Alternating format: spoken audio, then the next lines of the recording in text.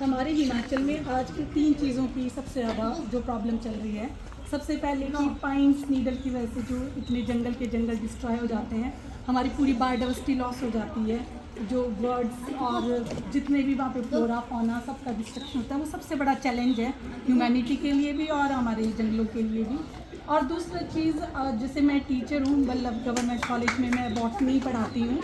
तो मैंने देखा है कि इतने सालों में हमारी जो एजुकेशन है वो टोटली मतलब डिग्रीज तक लिमिटेड रह गई है। हमारे पास डिग्रीज होती है, स्किल नहीं होती। तो ये भी एक चैलेंज है कि हम कैसे अपनी एजुकेशन को स्किलफुल बनाएं। और तीसरी चीज़ है कि हम देख रहे हैं कि डे बाई डे हमारी स्टेट की इकोनॉमी कम हो रही है। तो तीसरा ये कि कैसे हम अपनी स्टेट की इकोनॉमी को हमारे एग्जिस्टिंग रिसोर्सेज के साथ बूस्ट कर सकें। तो ये 3 चीज़ें हैं बिहाइंड दिस प्रोजेक्ट। तो वैसे तो ये जो प्रोजेक्ट है, मैं चाह रही थी शुरू में कि हम ये गांव की लेडीज़ के लिए करें और आसपास के स्कूल प्लस जो सेल्फ हेल्प ग्रुप की लेडीज़ हैं उनके लिए करें। तो मैं कहीं बोल रही थी ये चीज़, तो सुंदरनगर में जो सरकार स्कूल है, तो वहाँ के कोई मेंबर हैं, उन्होंने ये बात सुनी और उन्होंने कहा कि मैम अगर आप हमारे स्कूल के बच्चों के लिए भी ऐसे कुछ वोकेशनल ट्रेनिंग ऑर्गेनाइज करते हैं तो वो बहुत अच्छा होगा। और मुझे लगता है कि ये चीज़ बहुत सही है कि ये बच्चे सीख जाएं, धीरे धीरे ही सीखें। नो डाउट ये थोड़ा कम टाइम में सीखेंगे, तो पर अगर इनके टीचर्स जो वोकेशनल टीचिंग करते हैं वो अगर इनसे सीख जाएंगे 10 दिनों में, तो वो सिखाते रहेंगे बच्चों को धीरे धीरे। तो मैंने संतोष जी से बात की जो कि बहुत सारे प्रोडक्ट बनाती हैं। आप देख सकते हैं टेबल में कुछ एक पाइन्स के प्रोडक्ट रखे हैं और ये खुद बताएंगी आपको। इनके पास एक लिस्ट ऑफ प्रोडक्ट्स है जो ये प्लांट से रिलेटेड है, पाइन से बैजंती माला उसके बनाती हैं। और सबसे इंस्पायरिंग ये कहती हैं कि मेरे पास लोग नहीं है जो ये चीज़ें मेरे को तैयार करके दें। और सबसे अच्छी बात होगी कि जो ये बच्चे जो चीज़ें बनाएंगे यही उनसे खरीद लेंगी और यही उनको बेच देंगी। बस हमें बच्चों को इतना ट्रेन करना है कि वो बहुत बेटर क्वालिटी के प्रोडक्ट बनाएं।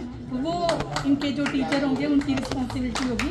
तो ये बहुत सारे प्रोडक्ट बनाती हैं। मैंने देखा ब्रेसलेट बनाती हैं बैजंती माला के, और ये स्मॉल मिनिएचर प्लांट्स वो तैयार करती हैं। और सबसे अच्छी ये बताती है कि दशहरे में इनके प्रोडक्ट इतने बिक जाते हैं, पर इनके पास ज़्यादा प्रोडक्ट नहीं होते कि हम दें। तो एक साइड को हमारे पास इतने रिसोर्सेज हैं जो वेस्ट हो रहे हैं, और दूसरी साइड को इतनी डिमांड है जो हम पूरी नहीं कर रहे हैं। तो ये बहुत नीड ऑफ आर है कि हम अपनी जो हमारा पूरा एजुकेशनल सिस्टम है या हमारे रिसोर्सेज है इस साइड को डायरेक्ट करें।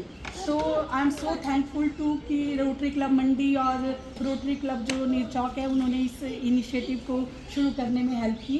और मैं तो चाहती हूँ कि हम मिलके इसको पूरे हिमाचल तक फैलाएं। इन बच्चों से शुरुआत करके हम जो दूसरे स्कूल हैं, गवर्नमेंट स्कूल हैं और सेल्फ हेल्प ग्रुप हैं, उनको भी हम जोड़ सकते हैं। तो जितने समाज के लोग आके इसमें हमें हमारा सहयोग देंगे उतना अच्छा है। और इसीलिए मैं स्पेशली आज अपने साथ अपने कॉलेज के 3 बच्चों को लेके आई हूँ।